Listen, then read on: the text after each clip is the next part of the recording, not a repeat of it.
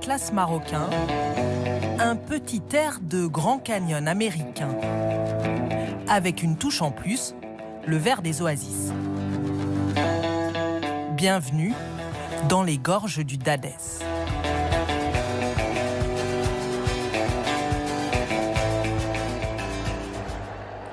Voici l'une des routes les plus photogéniques du Maroc. Un bonheur pour les motards du monde entier qui profitent de ces kilomètres de lacets spectaculaires. Étape incontournable le long des gorges, le site dit des pattes de singe. Le vent, la pluie, la neige, le soleil ont dessiné ces formes où chacun voit ce qu'il veut. Mais là, en fait, dans le creux, c'est là, le creux, et là, on c'est voit là le où c'est cobra. monté. Si, regardez le cobra, Ouais. c'est le petit caillou qui remonte. Lotfi Mashraoui vit en Haute-Savoie. Il accompagne ses filles et leurs amis pour la première fois dans le pays où il est né. Je voulais vraiment faire découvrir à mes enfants, c'est qu'on n'est que de passage dans cette terre-là, et ça, c'est depuis des siècles qu'ils sont là. On les voit de loin, mais une fois dedans, on se sent vraiment tout petit. C'est assez dingue. Ouais, on se croirait aux États-Unis, quoi, dans le Grand Vraiment, Canyon. ouais. Hein, C'est le Grand Canyon. C'est le Grand Canyon, mais en miniature. Pour voir ce canyon de plus près, il faut suivre Hussein Ben Aïssa. Ce guide, né ici, accompagne aujourd'hui un couple venu d'Allemagne. On va pousser celle-là pour bien passer. On va le pousser. Oh my God! Oh my God! Regardez comme il est beau. Avec le contraste des couleurs, des montagnes, le soleil, l'orient rose. Please, slowly. Doucement, s'il vous plaît. Les roches sédimentaires ont été creusées par la rivière Dadès pour former ces gorges hautes de 300 mètres. Il n'y a pas de mots.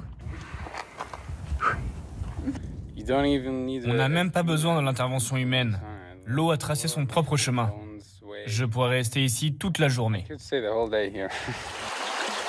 La randonnée se poursuit dans les jardins le long de la rivière, dont le niveau ne cesse de baisser à cause de la sécheresse ces dernières années.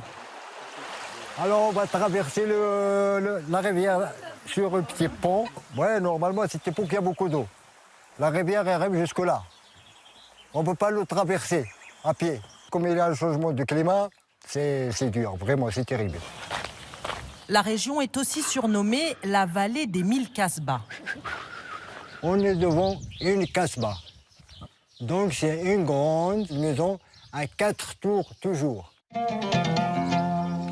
Beaucoup de ces Kasbahs sont aujourd'hui en ruine, abandonnées au profit d'habitations en béton. Mais certaines ont été restaurées, comme celle de ce couple de Français, éducateurs spécialisés à la retraite. C'était une ruine. Il n'y avait pas de plafond, c'était écroulé. Il y avait une vache dans la cuisine. Ouais, il y avait une vache dans la cuisine.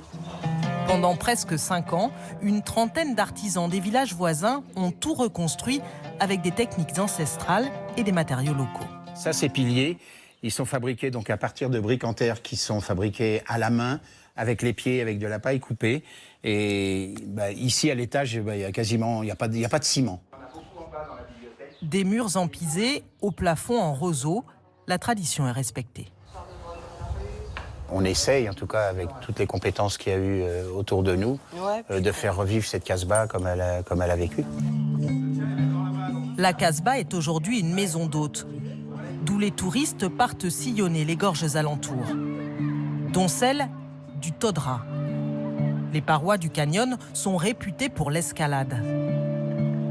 On y trouve aussi la seule via ferrata du Maroc, testée par ces vacanciers français. Yallah, on y va. La Via Ferrata date de 2015, mais la première voie d'escalade a été ouverte dès les années 60 par un guide de Chamonix. Une fois en haut, à 160 mètres du sol, les grimpeurs profitent d'une vue imprenable. Là, c'est génial de pouvoir le voir du haut et tout grâce aux installations. Mais ouais, de pouvoir contempler et tout, on a une planète qui est magnifique et il faut en profiter à fond en fait. Et en la respectant. Ces gorges, qui plaisent tant aux visiteurs, sont aussi le lieu de rendez-vous des Marocains le week-end. Entre amis ou en famille, ils viennent s'y rafraîchir, déjeuner et danser au son de la musique berbère.